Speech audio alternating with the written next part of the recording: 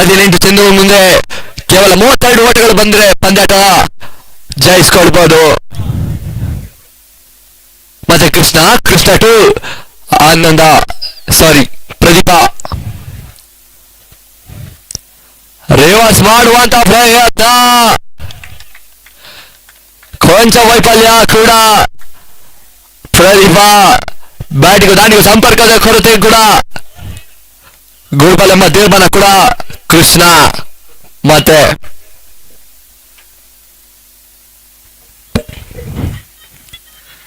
ಬೀಸುವಂತ ಪ್ರಯತ್ನ ಮಿಡ್ವಿಕೆಟ್ ಭಾಗದಲ್ಲಿ ಒಂದು ಓಟಕ್ಕೆ ಕರೆಕ್ಟ್ ಕೂಡ.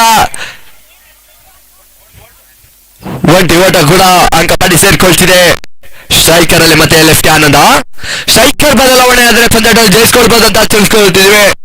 ಮುಂದಿನ 16 ಎಸೆತ 31 ಗುರಿ ಸಾಧಾರಣ ಗುರಿ. ಗಮನಿಸ್ಕೊಳ್ಬೇಕು ಎರಡು ತಂಡವರು. ಆದಷ್ಟು ಬೇಗ ಫೀಲ್ಡ್ ಸೆಟ್ ಮಾಡ್ಕೊಂಡು ಪಂದ್ಯಾಟವನ್ನು ಮುಂದುವರ್ಸ್ಕೊಳ್ಳಿ.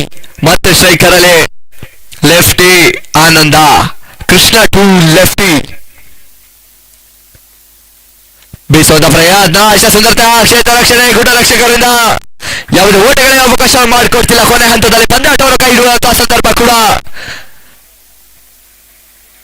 ಪಂದ್ಯದಲ್ಲಿ ಇರುವಿಕೆಯನ್ನು ಸ್ಪರ್ಶಿಸಿದರೆ ಅಂತಂದ್ರೆ ಕೃಷ್ಣ. 15 ಚೆಂಡಿನ ಮುಂದೆ 31 ಓಟಗಳು. ಬಸ್ಟ್ ಅಂದ್ರೆ ಪಂದ್ಯಟಗೂ ಕೂಡ ಜಯಿಸಬಹುದು. ಪೋಲ್ಟಾಸ್ ಮಾದರಿ ಚೆಂಡಿಗೆ ದಂಡಿಸುವಂತ ಪ್ರಯತ್ನ ಈ ಹಂತದಲ್ಲಿ.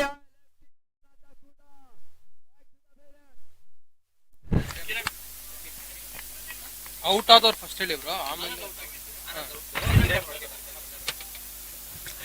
ಲೆಫ್ಟಿ ಆನಂದ ಬಿರುಸಾದ ದಾಂಡಿಗೆ ಶರಣಾದ ದಾಂಡುಗಾರ ಕೂಡ ಆ ಸ್ಥಾನ ತುಂಬಲು ಮತ್ತೊಬ್ಬ ನಂಬಿಕೆ ದಾಂಡುಗಾರ ಕೂಡ ರಂಗ ಪ್ರವೇಶವಾಗ್ತಿದೆ ಈ ಹಂತದಲ್ಲಿ. ಕರ್ನಾಟಕ ಸಾಫ್ಟ್ಬಾಲ್ ಕ್ರಿಕೆಟ್ ಟೂರ್ನಮೆಂಟ್ ಕೂಡ ಆಯೋಜಿಸಿಕೊಂಡು ಪಂದ್ಯಾಟದಲ್ಲಿ ನೇರ ಪ್ರಸಾರವಿದೆ.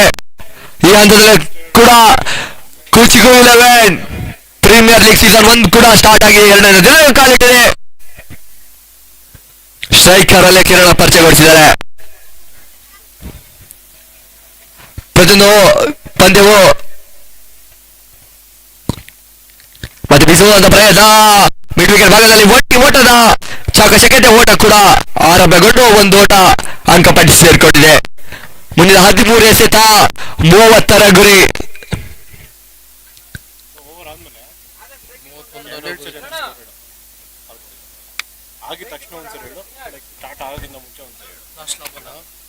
ಕೊನೆ ಒಂದೆಸೆತ ಬಾಕಿ. ಕೃಷ್ಣವರ ಕೂಟದ ದ್ವಿತೀಯ ಓವರ್ನ ಅಂತಿಮ ಚೆಂಡಿನ ಮುಂದೆ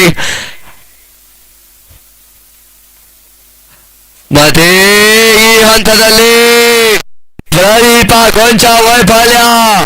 ಓವರ್ ಕೂಡ ಮುಕ್ತಾಯಗೊಳಿಸಿದೆ.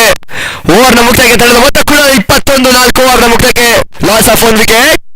ಮುಂದಿನ 12 ಚೆಂಡು 30 ರನ್ಗಳ ಅವಶ್ಯಕತೆ.